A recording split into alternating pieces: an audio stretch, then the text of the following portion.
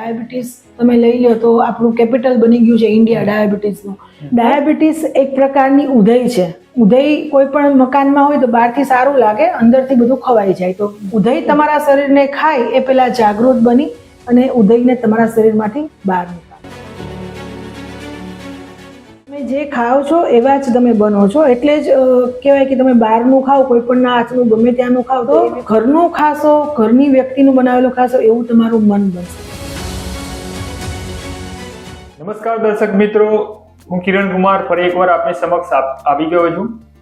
આજે હું આવ્યો છું અમદાવાદના જજીસ બંગલો રોડ પર આવેલા ઇઝી ક્યોર ડાયટ સેન્ટરમાં. અહીંયા ડાયાબિટીસના જે દર્દીઓ હોય છે એના માટે ખાસ ડાયટ પ્લાન હોય છે અને ડાયાબિટીસ રિવર્સ કેવી રીતે થાય છે તેની સંપૂર્ણ માહિતી આપવામાં આવે છે. સાથે જ તમારા જે ડાયટ પ્લાન હોય, તમારા હેલ્થને લઈને કોઈ પ્રશ્નો હોય તો એ પણ એનું અહીંયા સોલ્યુશન થતું હોય છે. તો આપણી જોડે વાત કરવા માટે ઉપસ્થિત છે હરિતાબેન અધવરિયું. તો આપનું પહેલા પરિચય આપો. ઓકે, મારું નામ હરિતા અધવરિયું છે. હું છેલ્લા 6 વર્ષથી આ ફિલ્ડમાં as a nutritionist, as a dietitian હું કામ કરી રહી છું. હું પોતે સર્ટિફાઈડ ડાયટિશિયન છું, પ્લસ હું સર્ટિફાઈડ ડાયાબિટીસ એજ્યુકેટર છું અને લાસ્ટ 6 to 7 યર્સથી લોકોને ડાયાબિટીસ રિવર્સ કરવામાં, બીપી હોય, કોલેસ્ટ્રોલ હોય, થાઇરોઇડ હોય કે પીસીઓડી, પીસીઓએસ હોય તો એને નેચરલી રિવર્સ કરવામાં લોકોની અમે હેલ્પ કરી રહ્યા છીએ. તો હરિતાબેન, સૌથી પહેલો સવાલ એ છે મને કે ડાયાબિટીસ શું હોય અને ક્યારે અને કોને થાય? ઓકે, ડાયાબિટીસ છે એ જોવા જઈએ તો 2 પ્રકારના મુખ્ય ડાયાબિટીસ છે, ટાઈપ 1 અને ટાઈપ 2. ટાઈપ 1 જે છે એ જન્મથી જ ડાયાબિટીસ હોય છે. ઘણી વખત એની 15 વર્ષે, 16 વર્ષે, 12 વર્ષે, ક્યારેક 18 વર્ષે પણ ખબર પડે કે આ બાળકને કે આ વ્યક્તિને ડાયાબિટીસ છે, રાઈટ? તો એ જે છે એ તમારું જન્મજાત છે, એ ડાયાબિટીસને તમે મટાડી નથી શકતા. જ્યારે બીજું જે ડાયાબિટીસ છે એ છે ટાઈપ 2 ડાયાબિટીસ. એ ટાઈપ 2 ડાયાબિટીસ છે એકચ્યુઅલી તમારી લાઈફસ્ટાઈલમાં કોઈ ખામી છે અથવા તમારું ફૂડ ઇન્ટેક છે વધારે થઈ રહ્યું છે, તમારી લાઈફ એકદમ બેઠાડું છે, કોઈ ફિઝિકલ વર્ક નથી, કે જે અત્યારની લાઈફસ્ટાઈલ છે એને કારણે જે ઉત્પન્ન થાય છે, જે ક્રિએટ થાય છે, એ ટાઈપ 2 ડાયાબિટીસ. એ જનરલી 18 કે 20 વર્ષ પછી થતો હોય છે. અત્યારે જોવા જઈએ તો ઇન્ડિયામાં મોસ્ટલી આફ્ટર 30 to 35 યર્સ મોટાભાગના લોકોને જે આવે છે એ ટાઈપ 2 ડાયાબિટીસ છે. અને જે થર્ડ વન છે કે જે પ્રેગ્નન્સી દરમિયાન ડાયગ્નોઝ થતો હોય છે, મોસ્ટલી પ્રેગ્નન્સી પછી આફ્ટર ડિલિવરી ઓફ ચાઇલ્ડ એ જતો રહેતો હોય છે, પણ ઘણી વખત એ રહી પણ જતો હોય છે. એને કહેવાય છે જેસ્ટેશનલ ડાયાબિટીસ, કે જે પ્રેગ્નન્સી દરમિયાન થતો હોય છે. ઘણા દર્શકોને એ પણ સવાલ હોય કે મને ડાયાબિટીસ થઈ ગયો છે તો હું એને મટાડી શકું, એટલે એને રિવર્સ કરી શકું? હા, જો તમને ટાઈપ 1 ડાયાબિટીસ છે, ડાયાબિટીસ એટલે શું પેલા હું તમને એ કહું તો ડાયાબિટીસ જે છે કે આપણી પેનક્રિયાસ જે છે એ ઇન્સ્યુલિન બનાવે છે બીટા સેલ્સની હેલ્પથી. ફોર એક્ઝામ્પલ તમને કહું કે તમે દાળ ભાત શાક રોટલી ખાધા છે, તમે માની લો કે વધારે પડતું ગળ્યું ખાધું છે, રોટલી વધારે ખાધી છે, ઇટ મીન્સ જેમાં કાર્બોહાઈડ્રેટ વધારે છે એવો ખોરાક તમે વધારે ખાધો છે, તો તમારા બ્લડની અંદર સુગરનું પ્રમાણ વધી જશે. તો એને બેલેન્સ કરવા માટે ઇન્સ્યુલિન હેલ્પ કરે છે, રાઈટ? પણ જ્યારે તમારા શરીરમાં ઇન્સ્યુલિન બરાબર વર્ક નથી કરતું ત્યારે તમારું સુગરનું લેવલ અપ ને અપ, એટલે ઉપર ને ઉપર જ રહે છે. તો જે ટાઈપ 1 ડાયાબિટીસ છે એ લોકોની પેનક્રિયાસ ઇન્સ્યુલિન બરાબર નથી બનાવતી, એના બીટા સેલ એની અંદર બહુ ઓછા અંશે હોય છે, તો ઇન્સ્યુલિનનું પ્રોડક્શન જ નથી, તો આગળ આપણે કંઈ જ ન કરી શકીએ. આઈધર એ લોકોને લાઈફ ટાઈમ ટેબ્લેટ ઉપર કે પછી ઇન્સ્યુલિનના ઇન્જેક્શન ઉપર રહેવું પડે. Type 1 is not reversible, but type 2 diabetes છે કે જે તમારી લાઈફસ્ટાઈલની ભૂલોને કારણે કે તમારા બેઠાડું જીવનને કારણે જે તમને ડાયાબિટીસ થયો છે, એ પ્રોપર તમે ડાયટ લ્યો છો, એક્સરસાઇઝ કરો છો, તમારું મેન્ટલ હેલ્થ ઉપર ફોકસ કરો છો, વધારે સ્ટ્રેસ નથી લેતા, તો તમારું એ ડાયાબિટીસ 100% રિવર્સ થાય છે. વેધર એ તમને 20 વર્ષથી હોય, 10 વર્ષથી હોય, 15 વર્ષથી હોય કે 30 વર્ષથી હોય. આપણી પાસે એવા પેશન્ટ છે કે જેને 30 વર્ષથી ડાયાબિટીસ હોય અને અત્યારે ટોટલ ડાયાબિટીસની કોઈ દવા ન લેતા હોય એવા પેશન્ટ પણ આપણી જોડે છે. તો ટાઈપ 2 ડાયાબિટીસ એ 100% રિવર્સ થઈ શકે છે. બીજો સવાલ ઘણાને એમ હોય કે કઈ પ્રકારના ડાયાબિટીસ હોય જે રિવર્સ ના થઈ શકે, કેવો હોય જે આમ જેને કંટ્રોલમાં જ ના કરી શકાય. હા, એ જે છે એ ટાઈપ 1 ડાયાબિટીસ છે, કે જે ટાઈપ 1 ડાયાબિટીસ છે ને તમે મેનેજ કરી શકો દવાઓથી, ઇન્સ્યુલિનથી, પણ ટાઈપ 1 ડાયાબિટીસ ક્યારેય પણ તમે મૂળમાંથી ન કાઢી શકો. ટાઈપ 1 ડાયાબિટીસ રિવર્સ ન થાય, કે જે જન્મથી જ તમારી પેનક્રિયાસમાં પ્રોબ્લેમ છે, ઇન્સ્યુલિન બનતું જ નથી, તો એનું આપણે ન કરી શકીએ. પણ ટાઈપ 2 ડાયાબિટીસ છે કે જે ઇન્સ્યુલિન રેઝિસ્ટન્સ વધવાને કારણે થતું હોય છે, એ ડાયાબિટીસને આપણે રિવર્સ કરી શકીએ છીએ. ઘણાને એવું પણ હોય, મને ડાયાબિટીસ થઈ ગયો છે તો હું આ નહીં ખાઈ શકું, આ ખાઈ શકીશ, તો શું ખાઈ શકાય ને શું ના ખાઈ શકાય? ઓકે, ડાયાબિટીસમાં મેઇનલી જોવા જાઓ તો અત્યારે એવું હોય છે કે ભાઈ ફ્રૂટ્સ ન ખવાય, કે પછી ઘણી બધી વસ્તુઓમાં કે આ સમયે આ ન ખવાય, ચોખા ન ખવાય, રોટલી બિલકુલ ન ખવાય. પણ એમાં પણ એવું છે કે તમને ડાયાબિટીસ બહુ જ વધારે નથી, તમે હજી જસ્ટ રિસન્ટલી ડાયગ્નોઝ થયો છે, અથવા તમારું ફૂડ કન્ઝમ્પશન એ રીતનું નથી કે જેમાં તમે બહુ કાર્બ લેતા હો, તો એ કોઈ પ્રોબ્લેમ નથી. તમે બધું જ ખાઈ શકો છો, પણ એની પ્રોપર માત્રામાં, પ્રોપર કોમ્બિનેશનમાં. હવે માની લો કે તમે ડાયટ ફૂડ, તમે મિલેટ્સની રોટલી પણ ખાઓ છો, પણ રાત્રે 11 વાગે જમશો તો એ તમારું ગ્લુકોઝ વધારવાનું છે, રાઈટ? તો ડાયાબિટીસ વાળા માટે સૌથી વધારે એડવાઇઝેબલ છે કે એ લોકો લીલા શાકભાજી વધારે ખાય, જેમાં ફાઈબર વધારે છે એવી વસ્તુઓ વધારે ખાય, ફ્રૂટ્સ અને વેજીટેબલ્સ વધારે ખાય, અને ઘઉં ચોખા છે એ બે એક સાથે ન ખાય. માની લો કે બપોરે જમવામાં એ રોટલી લે છે તો ભાત લેવા જરૂરી નથી, કારણ કે આપણી અત્યારની લાઈફસ્ટાઈલ પ્રમાણે આપણું શરીર એક સમયે એક જ અનાજ બરાબર રીતે પચાવી શકે, રાઈટ? એક સાથે આપણે બે અનાજ, આપણા ભલે એન્સેસ્ટર્સ, આપણા મમ્મી પપ્પા દાદાઓ બધા એ લોકો ખાતા હતા, પણ એ લોકોની લાઈફસ્ટાઈલ પણ એવી હતી. જ્યારે અત્યારની લાઈફસ્ટાઈલ પ્રમાણે આપણે એક સાથે બે અનાજ પચાવી નથી શકતા.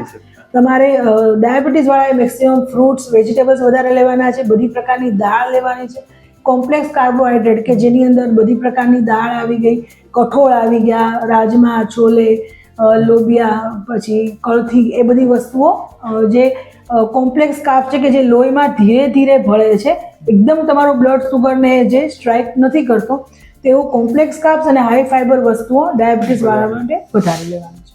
મને ભવિષ્યમાં ડાયાબિટીસ ના થાય એના માટે આપણે શું કાળજી લેવી પડે? એના માટે મારે આજીવન મારે ડાયાબિટીસના પેશન્ટ નથી બનવું હો ભાઈ, એવું ઘણા બધા કહેતા હોય મિત્રો કે યાર ડાયાબિટીસ, તો એના માટે શું ખાસ ધ્યાન રાખવું પડે? એના માટે બહુ સાદી તમને હું 5 ટ્રીક કહું ને, કે જે તમે એ 5 ટ્રીક ફોલો કરો ને તો તમને બહુ ઇઝી છે, તમારા કોઈ પણ બિઝી રૂટીન હોય એની સાથે પણ તમે કરી શકો. પહેલું એ કે એક જગ્યાએ તમારે 2 કલાકથી વધારે બેસવાનું નથી. Okay, right? દર 2 કલાકે તમે 5 મિનિટ થોડું વોકિંગ કરી લો. તમે જેટલી પણ વાર ફોનમાં વાત કરો છો એટલી વખત તમારે ચાલીને જ વાત કરવાની છે. ઇટ મીન્સ તમે કાંઈ પણ ખાઓ છો, તમે ગમે એટલું સારું કરો છો, બટ તમારે તમારી જાતને ઓલવેઝ એક્ટિવ રાખવાની છે. મોસ્ટલી આફ્ટર લંચ અને ડિનર, કારણ કે જમ્યા પછી જનરલી લેડીઝ એવું કરતી હોય છે, મોટા ભાગના પુરુષો પણ એવું કરતા હોય છે કે જમ્યા પછી એક જગ્યાએ બેઠા તો બેઠા 2 કલાક 3 કલાક, કે જ્યારે સૌથી વધારે એક્ટિવ રહેવાની જરૂર હોય. તમે સતત 2 કલાક એક્ટિવ રહો એવું નથી કહેતી, પણ જમ્યા પછી એટલીસ્ટ 45 મિનિટ સુધી પાણી ન પીવો, એક્ટિવ રહ્યો અને હાલતા ચાલતા રહો. તમે જે અનાજ બ્રેકફાસ્ટમાં તમે પોહા લીધા, કે માની લો કે તમે મગની દાળના ચીલા લીધા કે બેસનના ચીલા લીધા, એ તમે બ્રેકફાસ્ટમાં લઈ રહ્યા છો, રાઈટ? તો હવે તમારે માની લો પોહા લીધા તો આખા દિવસમાં રાઈસ નથી લેવાના, રાઈટ? તો આ પણ ખાસ ધ્યાન રાખવાનું છે, એટલે સાંભળજો. લંચમાં તમે આપણે જે દાળ ભાત શાક રોટલી છે એમાંથી ભાતને કાઢી નાખો અને સલાડને એડ કરી દો. આપણે ગુજરાતીઓમાં કેવું હોય કે 100 ગ્રામ સલાડ બનાવીએ અને એમાંથી બધા એક કાકડી લઈએ, તો એને સલાડ ખાધું ના કહેવાય. નથી જોઈતું તો વધારે પડતું ગળ્યું ના લેશો, કારણ કે તમે જે ખાઓ છો, તમે કારેલું પણ ખાઓ છો, અલ્ટિમેટલી એ ગ્લુકોઝમાં કન્વર્ટ થાય છે. તો તમે હાઈ ગ્લુકોઝ વાળું ખાશો ભોજનની સાથે તો એનું ગ્લુકોઝની માત્રા વધી જશે. તમારે કંઈ પણ ગળ્યું ખાવું છે, સ્વીટ ખાવી છે, અને બ્રેકફાસ્ટમાં લઈ બધા જે પેલા શિયાળાના જે વસાણા ને બધું બનાવે છે, તમે બ્રેકફાસ્ટમાં એક સુખડીનો પીસ ખાઈ લો, કોઈ વાંધો નથી. સુગર વધી જશે. તો તમે જે ખાવ છો એને પાર્ટ કરી દો, અને તમારું ડિનર જે છે એને એકદમ લાઇટ કરી દો, રાઈટ? આટલું તમે કરો, અને ડેઈલી તમે વધારે નહીં, ખાલી રોજનું 15 થી 20 મિનિટ ચાલવાનું રાખો. સવારે પોસિબલ થાય તો સવારે, રાત્રે પોસિબલ થાય તો રાત્રે. અને જો તો આપણે એને ફાઇનલી કહીએ તો એક જગ્યાએ વધારે વાર બેસવાનું નથી, જમવાને તમારે જે પણ ખાઓ છો એને ટુકડાઓમાં પાડી દેવાના છે, એકસાથે બધું નથી લેવાનું. એક સમયે એક જ અનાજ લેવાનું છે, પાણી ઇનફ પીવાનું છે અને ડેઈલી એક્સરસાઇઝ કરવાનું છે. આટલું તમે ખાલી 6 મહિના ફોલો કરશો ને તો તમને અત્યારે જે પ્રોબ્લેમ હશે ને એમાંથી અડધા પ્રોબ્લેમ સોલ્વ થશે. તમારા ક્લિનિક પર ડાયાબિટીસ સિવાય બીજા કયા કયા ટ્રીટમેન્ટ ખાસ તમે આપો છો as a dietitian, as a diabetes educator? Okay, આપણે ક્લિનિકમાં weight loss, weight gain, blood pressure, hypertension, કિડનીને લગતા પ્રોબ્લેમ, થાઇરોઇડ, લેડીઝ માટે પીસીઓડી, પીસીઓએસ, રાઈટ, આ બધા જ અલ્સરેટિવ કોલાઇટિસ, એ બધા જ પ્રકારના પ્રોબ્લેમને આપણે શું કરીએ છીએ કે નેચરલી રિવર્સ કરીએ છીએ. અને દરેક વ્યક્તિનો અલગ અલગ કસ્ટમાઇઝ ડાયટ બનાવવામાં આવે છે, કારણ કે તમને વેઇટ ગેઇન કરવું છે, બીજા કોઈને પણ વેઇટ ગેઇન કરવું છે, પણ તમારી પ્રકૃતિ પ્રમાણે તમારો ડાયટ તૈયાર કરવામાં આવે છે, તમારી બોડી ટેન્ડન્સી પ્રમાણે તમારો ડાયટ તૈયાર કરવામાં આવે છે, કે જે જરૂરી નથી કે બીજા સાથે મેચ કરતો હોય. અત્યારે મેઇનલી પ્રોબ્લેમ શું થાય છે કે લોકો યુટ્યુબમાં જોઈ અને બ્લાઇન્ડલી કંઈ પણ ફોલો કરે છે, એને શું થતું હોય ન થતું હોય, અને પછી એના બહુ વિપરીત પરિણામો આપણી સામે આવે છે. ઓકે, તમારો કોઈ એવો પેશન્ટ અથવા એવો કોઈ કિસ્સો તમને યાદ છે કે એને મેં આ રીતે ટ્રીટમેન્ટ કર્યો તો એ અમારા દર્શકો જોડે શેર કરવું હોય તો તમારે? ઓકે, મારો એક બહુ ફેવરિટ કિસ્સો છે કે જે મને ઓલવેઝ મોટિવેટ કરે છે. એ વ્યક્તિએ પોતાની ઓળખ આપવાની ના પાડી છે. નાની ઉંમરની વ્યક્તિ છે, એટલે 25 વર્ષનો છોકરો હતો. મારી પાસે આવ્યો, કોઈ જ ડોક્ટર પાસે એને ડોક્ટરનો કન્સલ્ટ નહોતો કર્યો. એનું ફાસ્ટિંગ ડાયાબિટીસ 400 હતું, કે જે જનરલી 120 સુધી હોવું જોઈએ. જમ્યા પછી એનું 500 ઉપર હતું. અને એનું HbA1c કે જે 3 મહિનાની ગ્લુકોઝની એવરેજ આપણી 6 ની અંદર હોવી જોઈએ, મેક્સિમમ 6.5 થી વધારે ન હોવી જોઈએ, એની 12.9 હતી.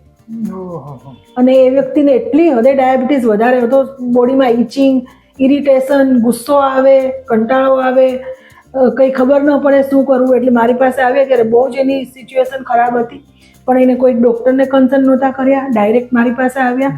અને માત્ર પ્રોપર ડાયટ, ડેઈલી કન્સિસ્ટન્ટલી એકદમ ડિસિપ્લિન સાથેની ફિઝિકલ એક્ટિવિટી, પ્રોપર ડાયટ અને લાઇફસ્ટાઇલ મોડિફિકેશન દ્વારા, કે જેમ કે થોડું ડિનર વહેલું કર્યું, લંચમાં થોડી વસ્તુઓ અમે મેનેજ કરી, એ રીતે કરી અને અત્યારે એ વ્યક્તિનું ડાયાબિટીસ, એનું જે HbA1c છે એ 5.3 છે. તો એ બહુ જ એક સરસ રિઝલ્ટ છે. અને એ છોકરાના મેરેજ પણ નહોતા થયેલા, સો એને આગળ એ ચિંતા હતી કે મને આટલી નાની ઉંમરે ડાયાબિટીસ છે તો હું કેવી રીતે મારા મેરેજ થશે. એનું 8 થી 9 કિલો જેટલું વેઇટ લોસ પણ થયું.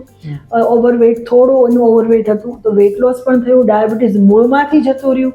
અત્યારે કોઈ જ પ્રકારનું, પહેલાં પણ એને દવાઓ સ્ટાર્ટ નહોતી કરી, આટલું ડાયાબિટીસ હતું તો પણ દવા સ્ટાર્ટ નહોતી કરી, તો એને દવા પણ સ્ટાર્ટ ન કરવી પડી અને નેચરલી એનું ડાયાબિટીસ રિવર્સ થઈ ગયું. હવે આ જ વ્યક્તિ જો કોઈ એલોપેથિક સ્ટાર્ટ કરે તો એને સીધું ઇન્સ્યુલિન સ્ટાર્ટ કરવું પડે, કારણ કે આટલું બધું ડાયાબિટીસ વધારે હોય તો ડોક્ટરો પણ એની જગ્યાએ સાચા છે કે એને ઇન્સ્યુલિન જ સ્ટાર્ટ કરવું પડે.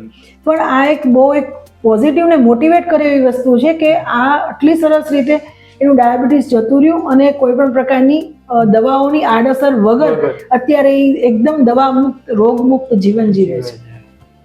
જોરદાર મિત્રો, આ કિસ્સો પણ ખૂબ રોચક છે. હવે તમારા ક્લિનિકનો એનો સંપર્ક નંબર અને તમારો કોન્ટેક્ટ નંબર અને એનું એડ્રેસ જરા અમારા દર્શકો જોડે શેર કરો, જેથી દર્શકો તમને કોલ કરી શકે, તો એ જણાવશો? ડેફિનેટલી. આપણે જજીસ બંગલો 4 રસ્તા પર ગોરમો રેસ્ટોરન્ટની ઉપર IDBI બેંકની બાજુમાં રુદ્ર સ્ક્વેરમાં 28 નંબર આપણે ક્લિનિકનો નંબર છે ક્લિનિકનો 2829, easy cure diabetic care clinic. મારું નામ હરિતા આધવર્યું છે. મારો મોબાઈલ નંબર છે 9687990393. તો મિત્રો, હરિતાબેનનો તમે સંપર્ક કરી શકો છો. ડાયાબિટીસને લગતા, ડાયટને લગતા કોઈ પણ તમારા જે હોય સમસ્યા, તો એમને તમે સંપર્ક કરીને એમના ક્લિનિકનો મુલાકાત લઈ શકો છો અને તમારે જે રોગ છે અથવા કોઈ પણ સમસ્યા છે એનું સમાધાન તમે મેળવી શકો છો. મિત્રો, તમને મારી સ્ટોરી પસંદ આવી તો લાઈક કરજો, ચેનલ પર નવા હોય તો સબસ્ક્રાઇબ કરજો. આવા જ અવનવા સ્ટોરી અને નવા ફંડા સાથે ફરી એકવાર મળીશું. ત્યાં સુધી જય હિન્દ, જય ભારત, વંદે માતરમ.